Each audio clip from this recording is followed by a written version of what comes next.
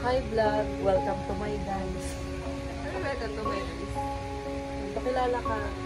So guys, ito ang aking sister. Ayan ang kanyang baby. Upload mo, nakaulam po. Oo, bago.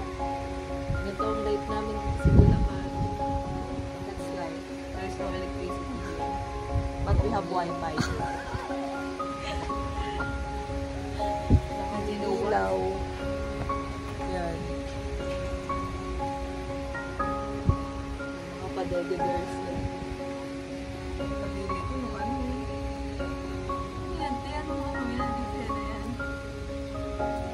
Parang paglaki nila, makikita nila.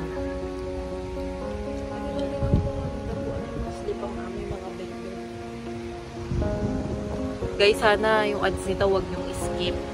Kasi malaking pag in-skip, pag in-skip, bababa yung kita. Sana wag yung skip kasi yung nanay namin may cancer. Malaking tulong yung hindi nyo pag-skip ng ads para pandagdag sa pagpapagamot niya. Meron siyang cervical cancer. Ano yun guys? Tag dito. Ano kasi yun?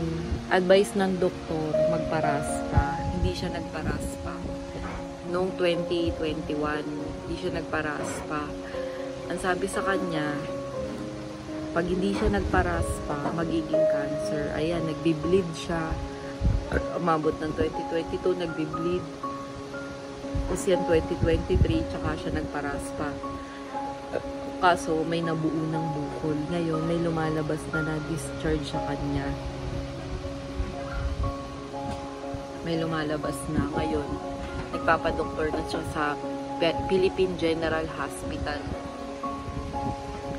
Kaso, meron na siyang bukol.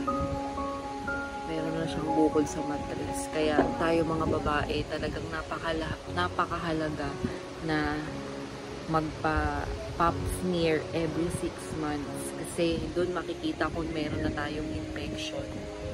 Doon sa pap smear. Kaya maaagapan kung magkakaroon na tayo ng cancer or infection, maaagapan kasi doon makikita na kaagad. Huwag nang paabutin sa duduguin, ganyan mag-bleed. Kasi napakahirap. Ngayon, nararamdaman niya lahat ng symptoms. Yan, masakit ang tiyan, amunson, may lumalabas na mabahong discharge. Napakahirap maging babae. Kaya sana huwag nyo tong i-skip tong ads na to guys. Pwede nyo rin i-share sa iba na merong nararamdaman na ganyan na nagbi-bleeding. Yung nanay namin ay 53 years old. Yan, pag nagbi-bleeding kayo, magpa-check up na kaagad. Huwag nang magpateka-teka. Kasi ang hirap kapag lumala. Mas maganda ng prevention is better than cure. And guys, thank you so much for watching.